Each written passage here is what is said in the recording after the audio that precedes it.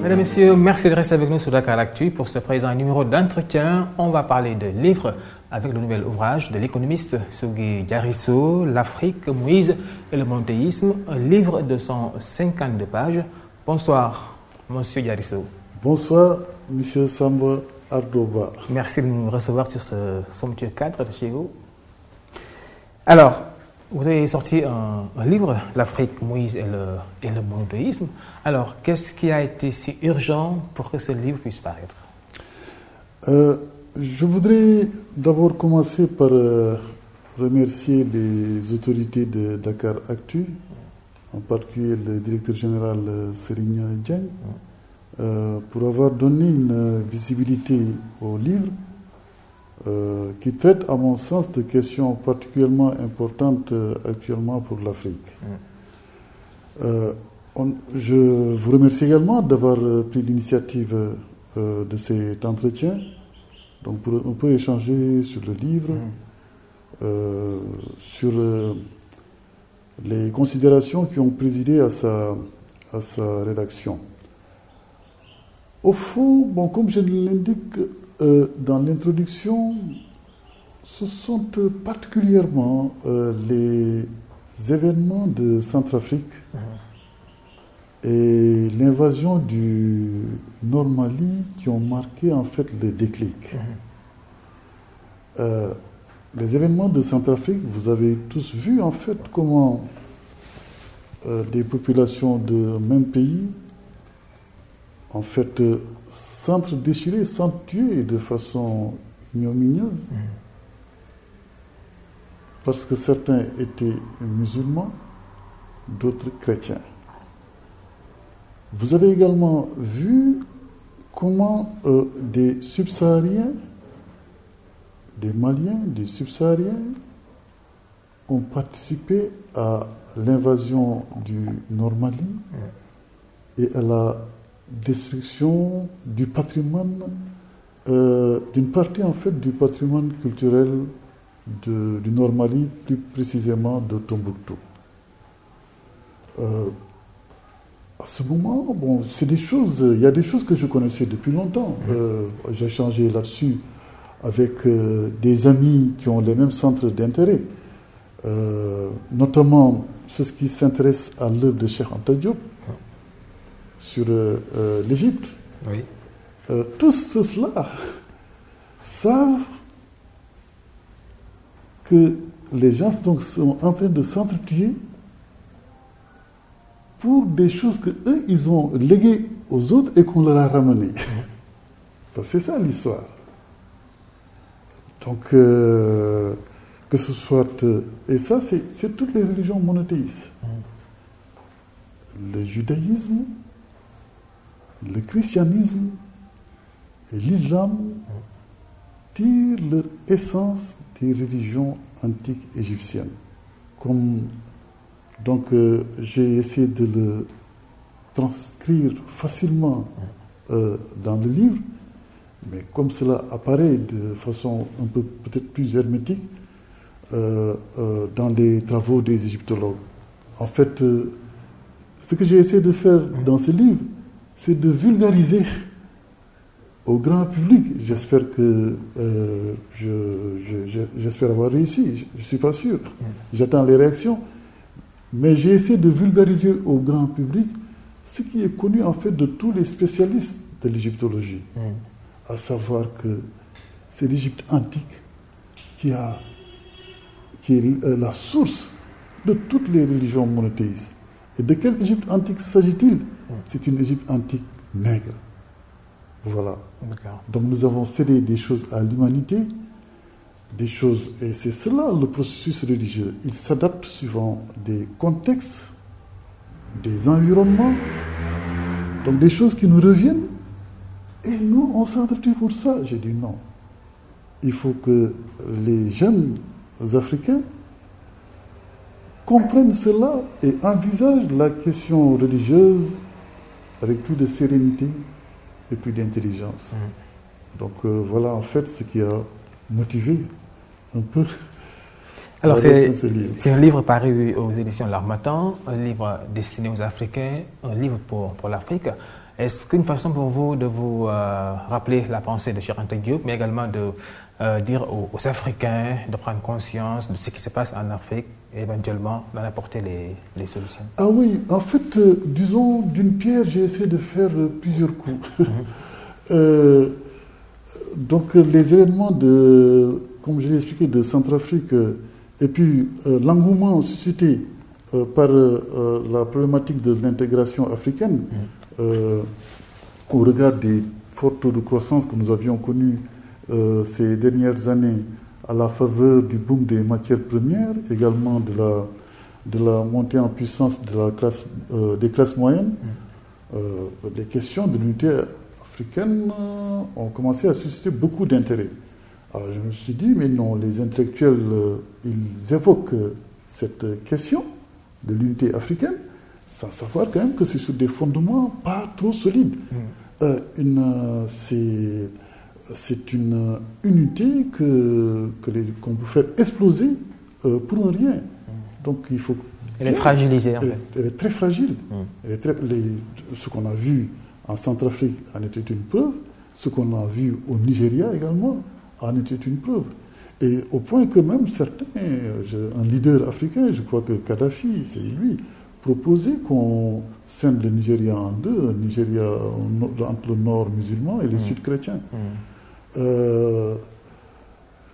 Donc il fallait, il y a ce prétexte, donc ce contexte, pardon, de l'engouement suscité par l'unité africaine à la faveur donc des forts taux de croissance qu'on a connus ces dernières années, mais cette unité, comme vous avez dit, qui serait sur des bases très fragiles.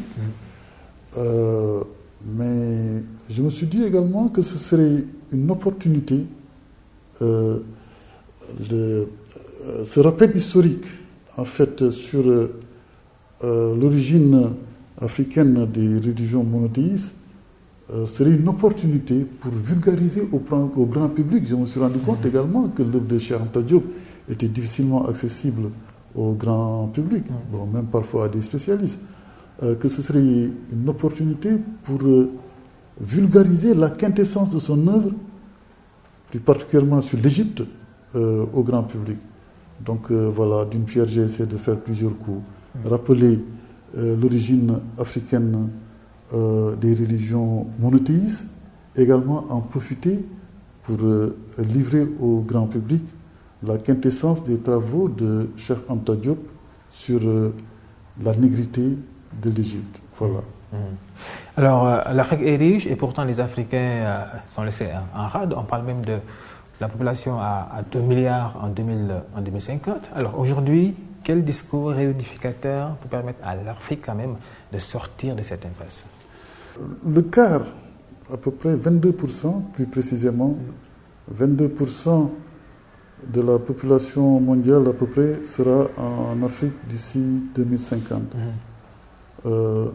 Et les jeunes de 18 à 25 ans également, bon, pratiquement les mêmes proportions à peu près seront un peu plus même seront en Afrique. Un jeune sur 5 en âge de travailler vivra en Afrique donc à l'horizon 2050. Ça veut dire en fait que nous avons également, ce continent concentre l'essentiel des ressources minières.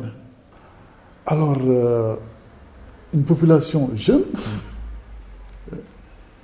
donc il n'y a que des opportunités. Il n'y a que des opportunités en fait qui s'offrent au continent. Disons au même moment, en face, on a, disons, une population qui, des continents, une civilisation qui est, bon, je ne dirais pas en phase de déclin, mais qui connaît en tout cas un cycle d'évolution propre à toute civilisation. C'est-à-dire qu'elle connaît son apogée. Et donc, par un phénomène, en fait, par des phénomènes naturels, les gens, en fait, ils vivent plus longtemps, ils font moins d'enfants. Ce sont les contraintes, en fait, qui l'exigent. Ils font moins d'enfants. ils vivent plus longtemps, donc les populations deviennent plus vieilles. Hein. Bon, les choses se déplacent et vont ailleurs. Hein. La Chine en a profité un certain temps pour connaître une évolution assez extraordinaire par ce qu'on appelle le phénomène des oies sauvages. Elle en fait bénéficier donc les autres pays d'Asie. Mais ce processus également a des limites. Donc aujourd'hui, les opportunités, elles n'existent qu'en Afrique. Qu'en Afrique. La Chine, vous allez aujourd'hui à Beijing, le niveau de vie est très élevé. C'est-à-dire qu'il y a des choses qu'on faisait là-bas il y a 30, 40 ans, on ne peut plus les faire parce que ce n'est plus... en fait, la productivité, la rentabilité va baisser parce que les niveaux de salaire sont plus élevés. Ils sont obligés de passer à des technologies plus élevées. Donc c'est ailleurs qu'on peut faire ça. Ce ailleurs-là, aujourd'hui, c'est l'Afrique. C'est l'Afrique. Il n'y a que des opportunités. Bon, mais des opportunités dans un continent aussi divisé, mais ça veut dire aussi qu'on est exposé à toutes sortes d'influences les plus pernicieuses en fait qui soient. La solution, effectivement, c'est une unité qui prendra quelle forme? Bon, ça, il appartient en fait aux politiques d'y réfléchir, mais les intellectuels, eux, doivent régler en fait les préalables à cette unité. Et parmi ces préalables, il y a la nécessité d'envisager la question religieuse avec plus d'intelligence et de sérénité. Voilà. Et que ça ne suscite pas toutes ces passions en fait. Non, les gens ne nous apportent pas quelque chose de nouveau. Ils nous apportent en fait quelque chose qu'on leur a transmis. De pérégrination en pérégrination, donc cette spiritualité qui a été transmise a connu des évolutions, des avancées majeures, des améliorations majeures. Nous y revenus, cela ne doit pas être l'autre source en fait d'antagonisme entre nous. Donc voilà, ça, ce sont les intellectuels qui doivent faire ce travail, expliquer. Et vous l'avez déjà fait, alors ce livre est un début de solution à cette division, votre participation, disons, à cette crise qui secoue l'Afrique. Alors, la plupart des écrits de Cheikh Anta Diop sont méconnus, disons, du grand public, surtout du côté des jeunes, des étudiants, entre autres. Alors, ce livre, il est sorti, est-ce qu'il est destiné à une certaine catégorie ou à tout Africain? Bon, monsieur Samba Douba, je disais à un ami que si un jeune de première, terminale, à peu près, niveau, lit mon livre et ne le comprend pas, c'est que j'aurais échoué. Je n'aurais pas atteint mon objectif. Voilà. Donc j'ai visé un public large, le plus large qu'il soit, sans en fait... On n'a pas besoin, j'ai essayé de faire en sorte qu'on n'ait pas besoin d'avoir des connaissances de base assez importantes dans le domaine de l'histoire, de la spiritualité ou de l'égyptologie pour en comprendre le contenu. Il suffit de pouvoir lire et d'avoir du bon sens. Donc, si vraiment j'ai essayé de toucher le public le plus large qui soit, vous savez, vous qui avez lu le livre, vous savez, bon, j'imagine, il y a des choses que vous saviez, peut-être d'autres que vous ne saviez pas, mais je pense que les jeunes Africains qui découvrent que ses ancêtres sont à la base de la civilisation, qu'ils ont inventé les mathématiques, la géométrie, l'astrophysique, etc., il sera un peu moins complexé. Oui. Et le complexe, il est pour beaucoup dans les goulots d'étranglement que nous connaissons.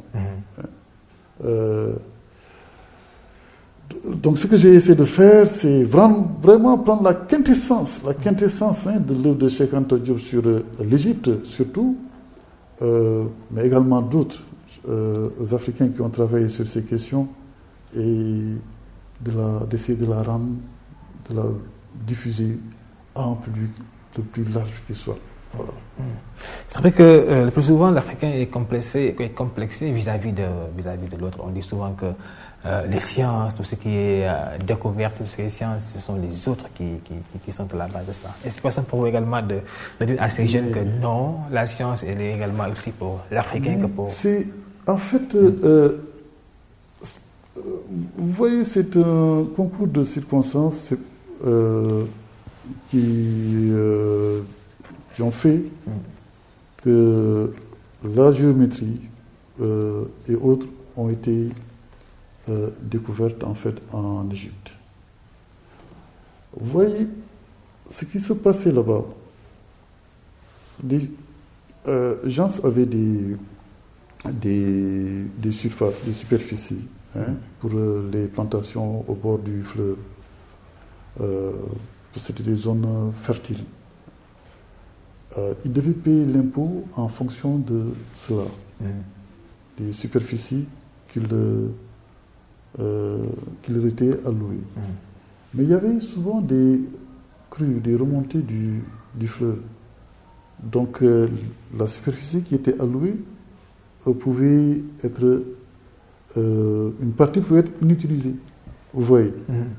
Donc on se retrouvait avec des superficies différentes de celles qu'on avait initialement. Oui. Donc avec des figures géométriques différentes. Du coup, donc on devait calculer l'impôt proportionnellement à la superficie dont on disposait. Donc c'était une nécessité. D'approximation en approximation, donc les gens ont commencé, c'est comme ça que la géométrie est née, en fait, en Égypte. D'approximation en approximation, donc ils sont arrivés à des niveaux de sophistication assez extraordinaires. Des niveaux de sophistication qui font que les théorèmes les plus classiques, en fait, de la géométrie, les théorèmes de Pythagore, Euclide, etc., c'est des choses qui sont connues en Égypte depuis 1500, 2000 ans. Avant cela. Et c'est pas comment dirais-je, des inventions, c'est des papyrus qui sont là. C'est des textes qui sont là. Et ce qui est bizarre, c'est que les Occidentaux, même ces papyrus-là, où il y a ces théorèmes, ils leur donnent des noms assez bizarres. Le papyrus qui comporte, par exemple, le théorème de Pythagore, il l'appelle papyrus Rind. Rind. Une ville en Allemagne. Vous vous demandez, mais pourquoi ça porte le nom papyrus Rind? Non, on vous dit que le gars qui a acheté le papyrus, il habitait cette ville. Il y a un autre papyrus où il y a des exercices de géométrie extrêmement sophistiqués, mais d'un niveau vraiment très très très sophistiqué, qui est à Moscou. On l'appelle papyrus de Moscou. On ne veut même pas le donner on n'aurait pu donner le nom de la ville égyptienne où on a retrouvé le papyrus. Le papyrus Rind, on connaît le scribe, il s'appelle Ahmes ou Yamesou ou quelque chose comme ça. On aurait pu l'appeler papyrus d'Ahmes, mais on dit papyrus de Rind. Rind, pourquoi Rind en Allemagne? Le propriétaire, il habitait cette ville-là. Donc, il y a aussi le nom de la déesse Isis qui a influencé la ville de Paris aussi. Vous voyez,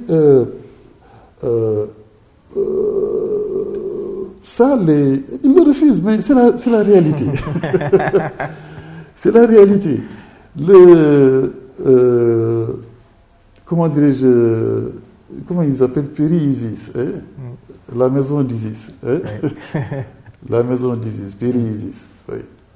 Et bon, c'est comment dirais-je, tout ce qui tourne autour de la Méditerranée, tout ce qui tourne autour de la Méditerranée était considérablement influencé par l'Égypte.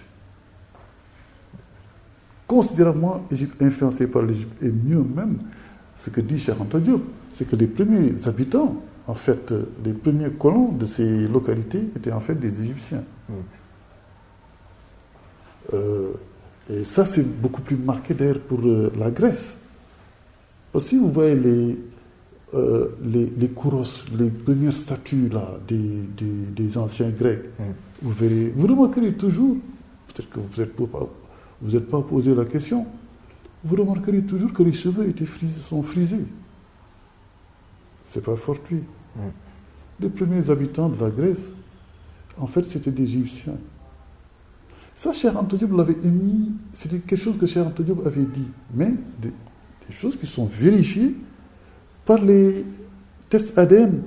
Les Grecs, ce sont les Européens qui ont l'ADN subsaharien le plus marqué. D'accord. Alors maintenant que le livre est sorti, ça fait quoi à Sogui Diarisso d'avoir l'ouvrage entre les mains? Bon,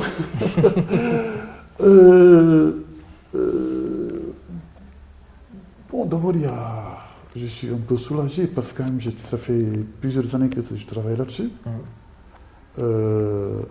J'ai voulu faire un ouvrage, je l'ai abordé comme un travail de recherche. J'ai eu la chance, en fait, de travailler dans un service de recherche, de diriger un service de recherche, une direction de la recherche. Donc, je l'ai vraiment abordé comme un travail de recherche. Mais après, le travail de recherche, quand il est bouclé, il faut pouvoir le restituer. Et simplement. Et simplement. Et bien sûr, c'est comme la naissance d'un bébé, on est soulagé après. Tout à fait, tout à fait. On est soulagé. Tout à fait. Alors, le mathématicien, maintenant qui fait à l'écriture, depuis quand il y a eu ce déclic? Parce qu'on connaît pour le monde des sciences, le monde des mathématiques, l'économiste. Bon, peut-être le premier déclic, c'est le premier ouvrage, en 2012, je crois. En 2012, j'ai fait un ouvrage, Mémoire pour l'espoir. Oui. Là, en fait, j'avais vécu une expérience de pratiquement 10 ans comme directeur de la prévision. En tout cas, 10 ans d'expérience au sein du ministère de l'économie et des finances. Bon, je trouvais que j'avais beaucoup de choses importantes que je devais restituer aux plus jeunes. Bon, et surtout mon expérience, mon vécu, bon, certaines vicissitudes de la vie, les difficultés traversées, surmontées, et montrer aux jeunes en fait que non, qu'il ne faut jamais baisser les bras. En fait, comme dit l'adage, tant qu'il y a vie, il y a de l'espoir. Il faut de l'abnégation dans le travail, de la méthode, et on y arrive toujours. On y arrive toujours. Donc c'est ce que j'ai essayé donc d'exprimer dans ce premier ouvrage. Bon, ça a donné un peu de goût, mais je croyais que j'avais dit à tout le monde que c'est fini, que je n'écris plus. Bon, c'est assez prenant, c'est vrai. Mais là, quand même, avec les événements de Centrafrique que j'avais trouvé, et du Nord Mali, que j'avais trouvé choquant, je pense que je n'avais pas tellement de choix. C'est des choses qui étaient très claires dans mon esprit, c'est des choses sur lesquelles j'ai échangé avec des amis, plus particulièrement avec mon ami Khadim Ndiaye, qui a fait récemment un livre Conversation avec Cheikh Anta Diop, un livre que je vous recommande fortement d'ailleurs. Donc, tous, on avait perçu la nécessité, en fait, de contribuer d'une façon ou d'une autre à la restauration, en fait, de cette conscience historique, enfin, comme pour paraphraser Cheikh Anta Diop. Merci à vous, Sogui Diarisso. Ça fait un plaisir de vous avoir. Merci, c'est moi qui vous remercie. Merci d'avoir suivi ce numéro d'entretien qui recevait donc Sogui Diarisso avec le nouvel ouvrage L'Afrique, Moïse et le monothéisme, à lire et surtout à faire lire. À très bientôt pour notre numéro. Merci d'avoir suivi. Merci.